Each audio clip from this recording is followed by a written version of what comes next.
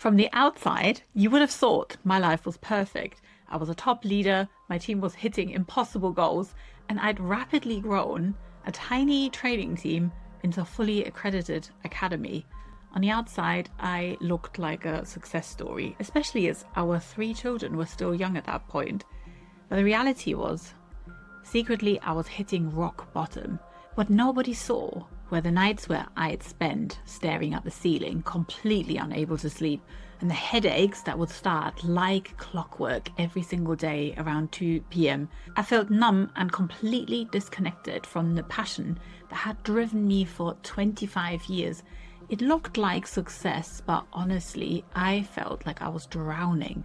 I tried everything: time management hacks, delegation workshops, even therapy, but nothing touched that deep exhaustion I felt in my bones. And that's when I realized you can't just think your way out of burnout. It's not just a mindset problem. Your body gets stuck in survival mode, and until you learn to work with it, nothing really changes. So today, I want to share 10 of the tiny body-based habits that actually changed my whole life. Not because they're perfect, but because they worked for me. They helped me heal and build a career that finally feels as good on the inside as it looks on the outside. And maybe they can spark something within you as well. So let's start with habit number 1, the energy check-in first thing in the morning. So the first thing I used to do when I woke up was grab my phone. And I think most of us do that. My body was still in bed, but my brain was already spinning, diving straight into the chaos. This habit flips that completely. So first of all, I put my phone really far away from my bed, charged it completely out of sight, so I couldn't just immediately grab it after waking up. And so before my feet even hit the floor, and definitely before I touched my phone, I started taking just 5 minutes to myself. So lie there, sensing with your own senses and asking yourself, how do I feel right now?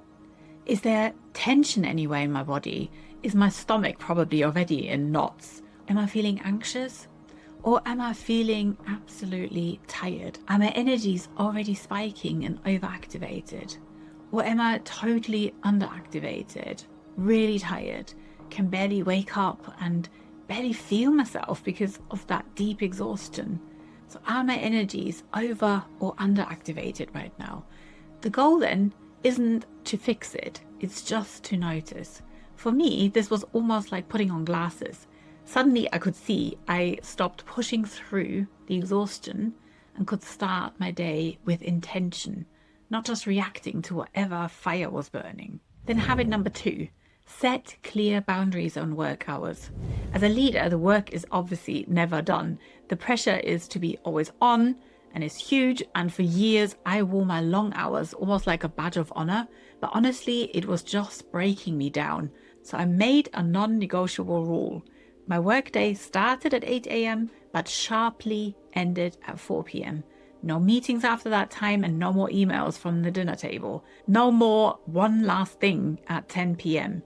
This wasn't about working less, it was about protecting my energy, so the hours I did work were actually focused and effective. Protecting your evenings for rest and family isn't luxury, it's how you refill your tank. It's a non-negotiable. Plus, it models healthy behavior for your team, and that creates a culture where people can actually thrive, not just survive. It's going to make a massive difference for you. Moving on to habit number 3, recognizing your stress signature. So this took me a little longer to figure out, but when you're under pressure, your body has a few default reactions. You've probably heard of fight, flight, or freeze. There's also a pattern called fawn, where you try to please everyone to de-escalate a threat. Understanding your dominant pattern is literally a game changer. For a long time, I didn't even realize I had one. But then I figured out my signature response was to fight and tackle whatever challenge got thrown at me. I'd be frantically trying to find imminent solutions to everything, be the one that got work just done, and quickly tried harder, drank more coffee, forced myself to execute. When work got overwhelming, I would then get irritable of frantic, and I'd lose focus and my strategic edge. And I definitely lost compassion and capacity for my team members, which is actually something that is so important to me. But think about for yourself, maybe you're a freeze type who gets more quiet, numb, and maybe a little checked out as well. On the surface, you might look calm, but really it's a shutdown state that leads to bad decisions and feeling totally disconnected. Or a flight type who avoids conflict by getting super busy. When you can recognize your pattern, that's when you can start to change it. Habit number 4, naming your nervous system state to then regulate it. Wow, this was a big one for me. Once you know your stress signature, the next tiny habit is to just name it in the moment. It's called name the emotion in therapy. And emotion is essentially energy in motion. So in everyday context, when I don't quite feel myself, I just name where my energies are going.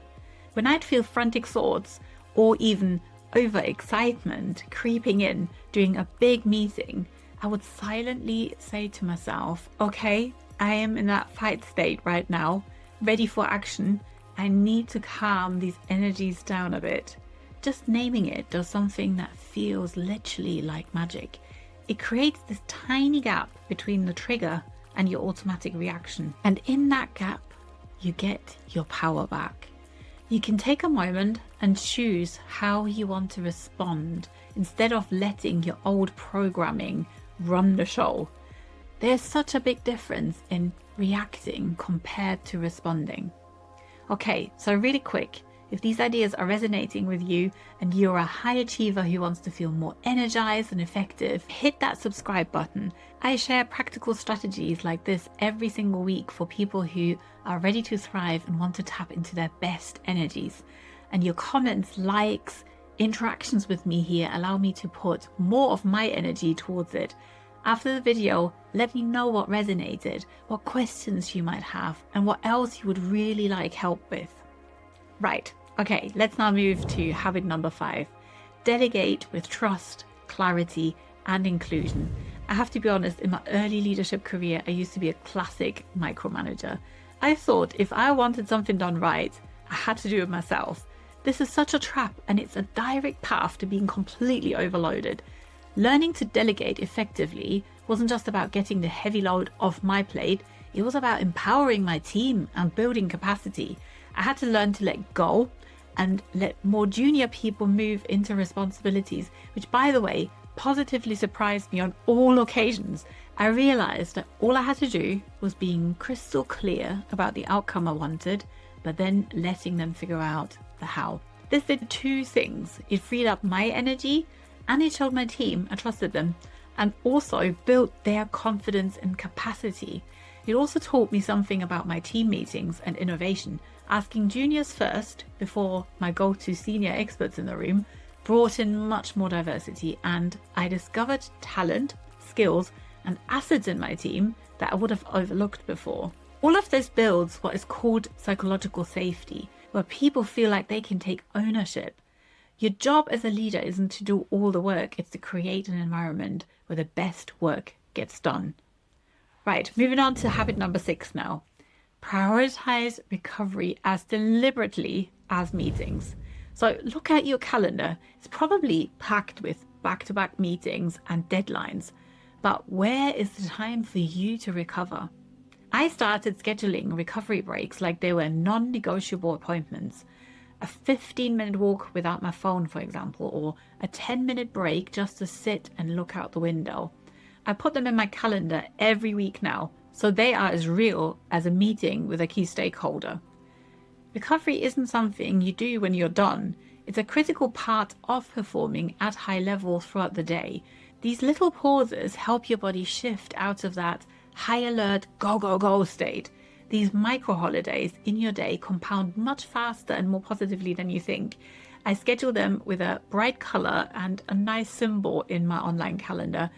And with that demanding business and family of 5 to run, I really look forward to my micro breaks where I do a quick energy scan and then a technique depending on whether I need to calm my nervous system or activate my energies. Or I do one of my power naps where I can go into deep sleep within less than a minute and come up deeply rested 12 minutes later. This honestly feels like 5 hours of sleep.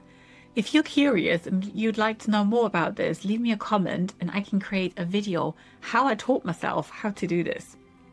Right, moving on to habit number 7, a 3-minute somatic breathing technique.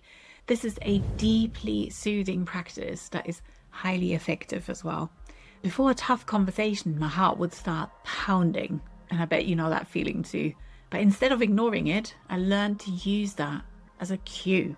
Here's a simple 3-minute technique that I use all the time now. It's called the extended exhale, and it's really simple. So sit in your chair with your feet on the floor ideally, and then inhale slowly through your nose for a count of 4.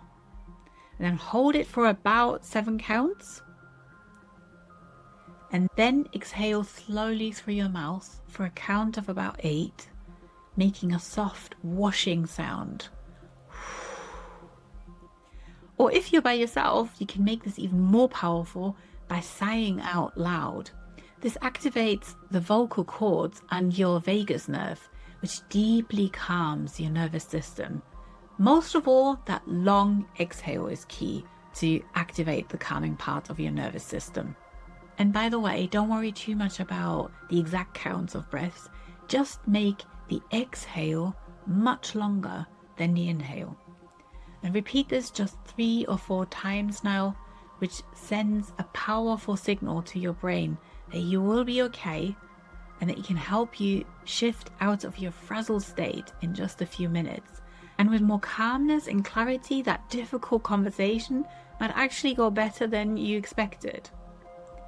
Habit number 8 now, the 3-minute body scan to release tension. So you can see everything is short, practical, and can absolutely be done in the moment. So stress isn't just in your head, it gets stuck in your body. I'd find my shoulders were up at my ears sometimes, almost like my jaw was clenched before big calls. So I started doing quick 3-minute body scans right at my desk. Just close your eyes, take a deep breath, and scan your awareness down from the top of your head to your toes. Don't try and fix anything here. Just notice where you're holding any kind of tension. And a lot of times, just noticing is enough to get the muscle to relax. Because you're finally listening to your body, it no longer has to scream at you. This is a simple practice that helps you release that physical tension before it turns into headaches or a more severe pain. Okay, now moving on to habit number 9, celebrating small wins and recognizing effort. If you're a high achiever, my bet is you're always chasing your next big goal. You finish one thing and immediately move on, which can leave you constantly chasing a feeling of success that never quite lands. I've made it a tiny habit to pause and celebrate the small wins for myself and for my team. So did we solve a complex problem, or did we even just identify a tricky issue? I'd pause that meeting and say, that was excellent work, thank you. Did I finish a task that I dreaded? I'd take a second to literally just tell myself, well done for getting through it. And in our business, we even celebrate our mistakes, near misses, or full-on failures, because they are huge chances to learn and grow. This sounds counterintuitive, but builds psychological safety again and paves way for more true innovation and ultimately much better success. It sounds so simple, I know, but celebrating success and failure reinforces helpful behavior and boosts motivation massively. It helps rewire your brain to focus on progress, not just perfection, and builds a culture of positive energy that lifts everyone up.